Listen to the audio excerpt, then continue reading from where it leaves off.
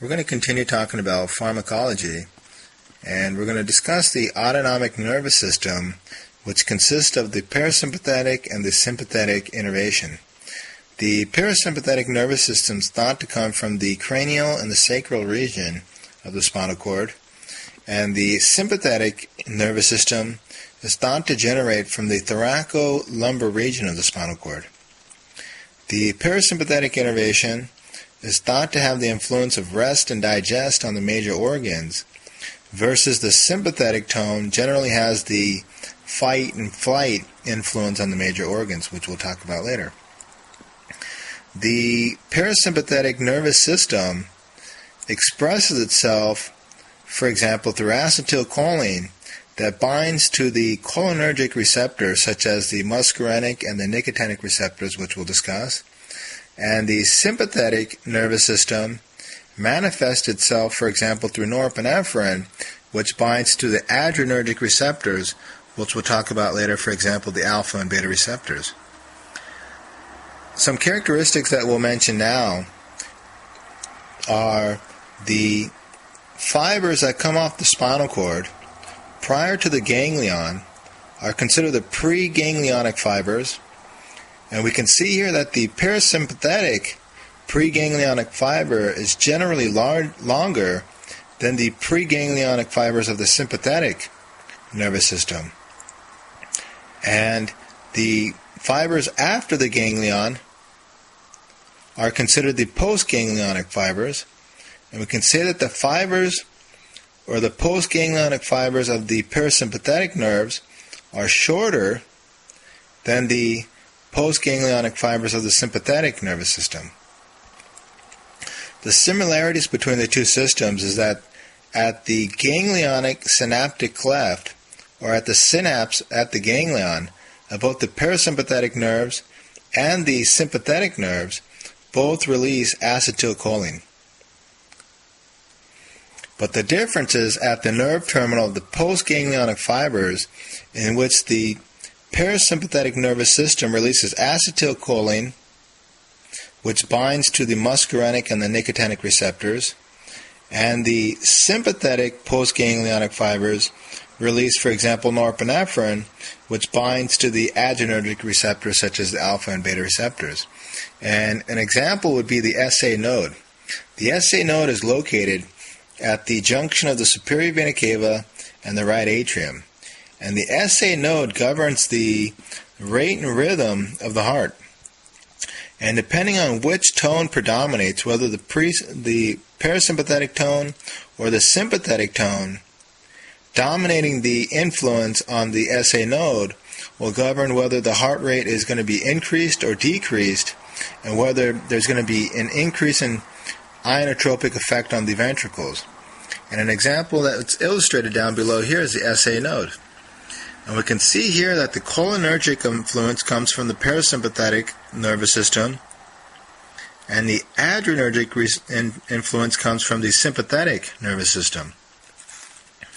And the cholinergic agonist, in which we'll use the example of acetylcholine, binds to the muscarinic receptor, which happens to be the M2 receptor on the SA node. And once the acetylcholine binds to the muscarinic receptor, that stimulates the GI protein, which inhibits the adenyl cyclase enzyme, which decreases the production of cyclic AMP and has the ultimate result of decreasing the heart rate. So therefore, we can say that the parasympathetic tone on the SA node generally decreases the heart rate. And hence the suggested comment before that the parasympathetic tone creates the rest and digest influence on the end organs. So therefore the heart's more at rest with a decreased heart rate under the parasympathetic nervous system tone.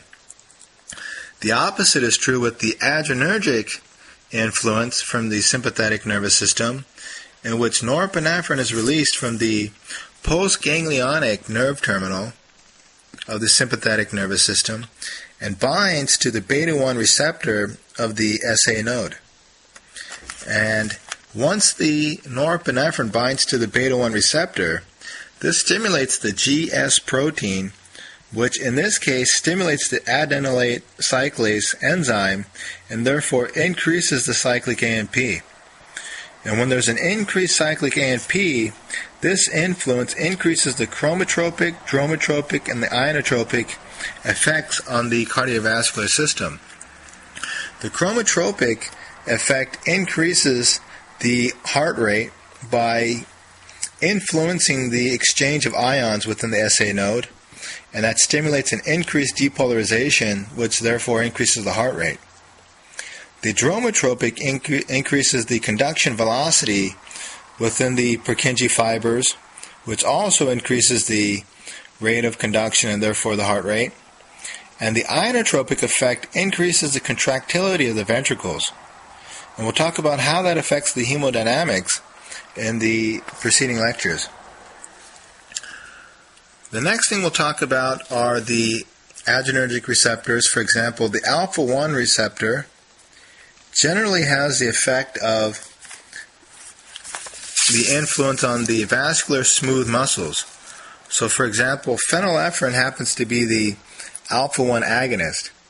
So when phenylephrine is given, that stimulates the alpha-1 receptor, which therefore stimulates the GQ protein, and that activates the phospholipase C enzyme. Phospholipase C converts the PIP2 into IP3 in the DAG. That increases the intracellular calcium concentration within the smooth muscle, and that stimulates the vascular smooth muscle contraction. So you're going to get vasoconstriction in your peripheral arterioles. And that increased peripheral vascular resistance or systemic vascular resistance is going to contribute to an increased mean arterial pressure. Because as we know from previous lectures, the mean arterial pressure equals the cardiac output multiplied by the systemic vascular resistance. So by stimulating the alpha-1 receptor, increasing the systemic vascular resistance will ultimately help to increase the mean arterial pressure. And that's an example of how you would treat somebody with hypotension, is that you would try to stimulate their systemic vascular resistance and therefore treat the decreased blood pressure, which is considered hypotension, in order to bring it back to normotensive area to maintain perfusion pressures to the vital organs.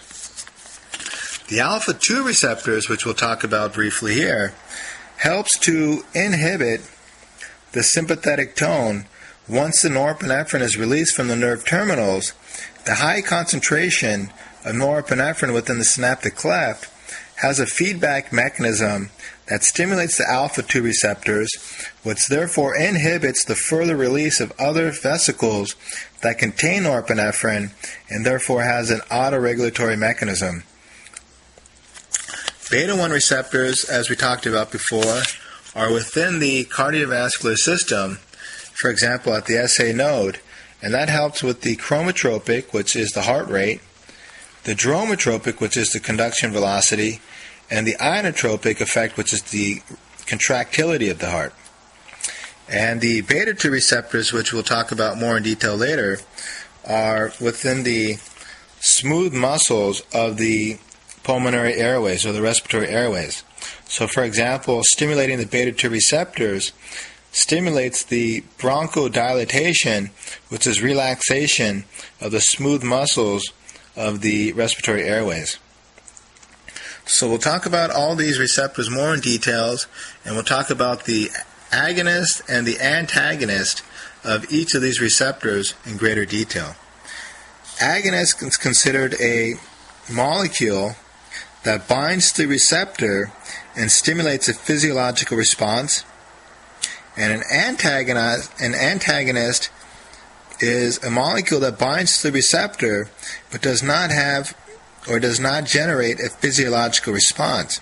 And it can be considered a competitive antagonist if it actually binds to the active site of the receptor, or a non-competitive antagonist if it binds somewhere else apart from the active site but yet still hinders other agonist molecules to bind to the receptor site and therefore acts as an antagonist.